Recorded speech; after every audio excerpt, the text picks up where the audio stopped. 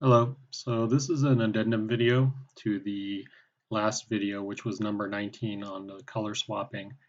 And we left at the end of that video, the way we were able to achieve the flash damage was by removing the material and then reapplying it. So it was bugging me that we didn't have transparency, and because I'm not a shader expert, I wasn't able to, get it done in time for the video, but afterwards I had figured it out, and so I want to integrate those changes into that project. So that's basically what this video is about.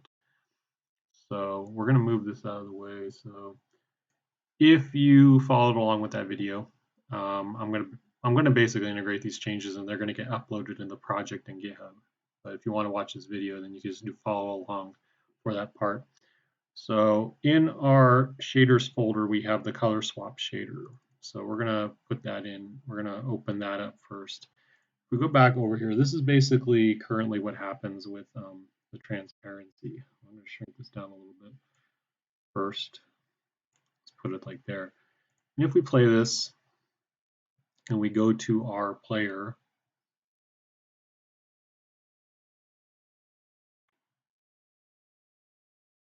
right now if we go to here, we have our alpha, which really it does nothing. Like it used to, you'd be able to alter his alpha and then he would change, but we don't have that ability in this to turn him on and off. So to remedy that, we're going to edit the shader.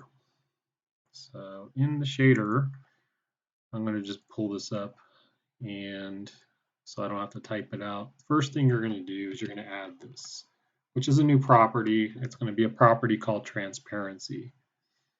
So we're going to drop that right here. And what this is going to do is it's going to add a range bar. That's going to be basically a value between 0 and 1. This is going to be our transparency level. So it's very similar to what we have on the sprite, but we're going to be doing it on the shader level. And then what we need is, if you go down, we need a variable, which we'll add. And that's going to be down here. You can just put it here after swap texture. You just drop that in there, and this is going to be our variable for that property called transparency. And then I'm going to leave it at that for right now. So if we go over to here and we actually play this, and if we mess with the color swap, it's not going to work right. So let's expand this. So here's a shader. Right now it doesn't do anything. And we're going to try a couple things, and we're going to see why it doesn't work. So let's assume, for instance, we want to base our alpha off of the transparency that we set.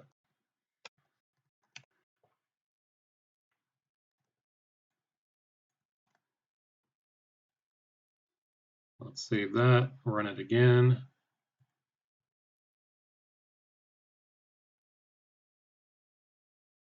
Now you can see the original transparency for our sprite. The black is bleeding through.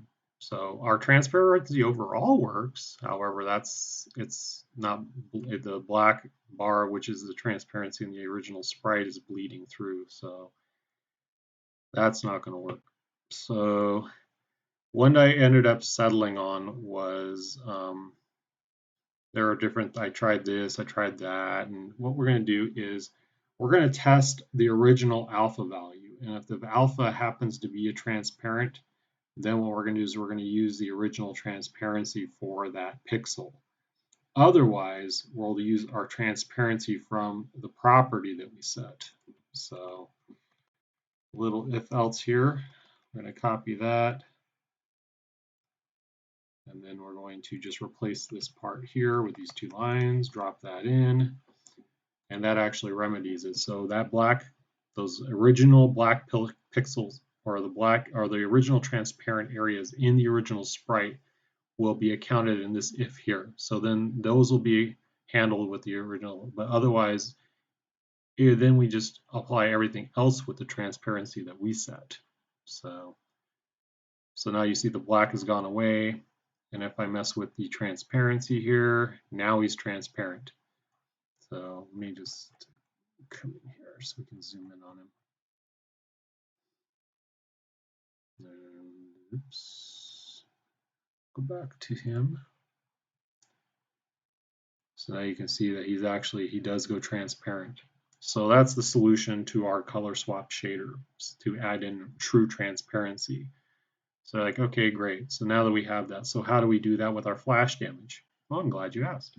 So what we'll do is in our flash damage, which is in the player controller, we're just going to jump down to our flash, which is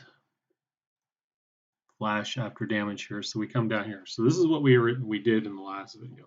We grabbed the current material and we saved it in the variable. And then what we did was we set it to null to turn it off, so make him invisible. And then when it came back, we reapplied the material. So we're not going to do that. So we're going to comment that out. And we can comment this out, and we're going to comment this out. And so what we're going to do is actually, let me get over to here because I copy and pasted in here. So we're going to use our transparency flag in our shader. So we're going to use set float, and we're going to use our transparency flag, and we're going to set the value to 0. And to bring him back, we will set him to full opaque.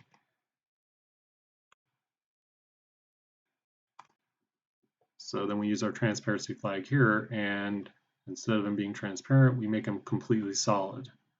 So let's save that. I'm going to come back over to here. And so I'm going to drop in, zoom this out so you can see it. We're going to drop in an enemy. Let's drop in Big Eye. We're going to drop him over here. And then I should start flashing when I have damage. Oops. Yeah, sometimes that happens. Run it again. And then we'll drop him in. You make code changes and it doesn't understand it, so you have to kind of restart, replay it. Boom. And there. We have our flash again. And we're doing it through our transparency. So that solves the color swap issue. The other thing was I actually forgot to put in the MagnetBeam for our weapon switching. So that was kind of like, duh. I was in such a rush to try to get it done, I kind of forgot about that entirely. I mean, I got all the boss weapons, but I forgot about the MagnetBeam. So in there, we're going to go over to the weapon, set weapon function here. And after default, we're going to add in the one for MagnetBeam. So I'm not going to type it out. I'm just going to copy and paste it. And then I'll show you where the changes are. So after here, drop that in. So just add a new case for MagnetBeam. And what you also need to do is, so put in MagnetBeam as the second one. It'll have an index of 1. And then we're going to go over to, let's just go to player. And where's that at? Actually do it on the prefab. So on the prefab, we have our weapon default structs here. So we're going to have default, and this last one is going to be Iceman. And then there'll be Gutsman, and then Fireman, and then Electman, Cutman, Bombman, and then where's it at?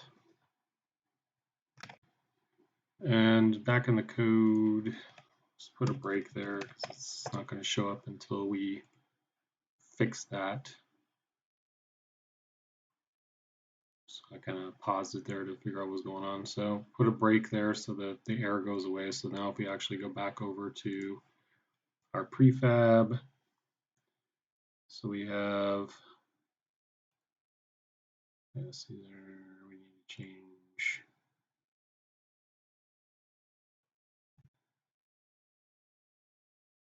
So gonna be Iceman, Gutsman, Fireman, Electman, Cutman, Bombman, and then this one was going to be the MagnetBeam. So we should have them in order. The very first one is default. So default, MagnetBeam, Bombman, Cutman, Electman, Fireman, Gutsman, and Iceman. And they should all be set. So we'll save that. We can go back, and if we go to our actual player here, our copy, and check it out. Iceman, Gutsman, Fireman, Electman, Cutman, Bombman, MagnetBeam, and default. Cool. So go back over to the code. So we have this new case, player weapons .MagnetBeam. When you have the MagnetBeam, it's still the same original color scheme if he's using the Mega Buster, so that's going to be the same there. However, down here, this line, it's going from player life, it's going to be MagnetBeam. So what you could actually do is, if you wanted, you can copy this Bombman line, just put it up here and just change the colors and then change the weapon. And then the weapon energy value is the same. You're going to leave that and the true. So the really only difference is like, instead you're going to have the original colors and you're going to be using MagnetBeam instead. So to see it in action now, because we have to kind of press the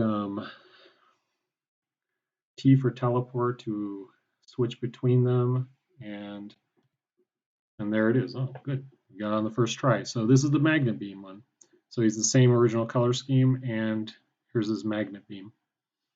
So we now have that included, so we can use that in the future when we actually build out that weapon, or it's not really a weapon, but that, we'll just call it a weapon. Use that weapon when we build it out later. So those are the changes I wanted to introduce so that they're there before we move on to the next video, which is going to be working on Bombman. So there's another dev video that I recorded before this one that's going to be uploaded so you can see Bombman, where I stand with creating him and how he is in action. So I just want to integrate these changes because I was going to originally do it in the next video, but I was just figuring out I'm just going to do it separate because I don't want it to be part of that and somebody maybe miss it. So it's going to be its own video here. So Bombman should be in a week, possibly two, depending on how fast I can code it all out and test him out and do his AI and everything. But otherwise, I'll catch you next week either with maybe another small little video of something, or actually Bombman. So see you later.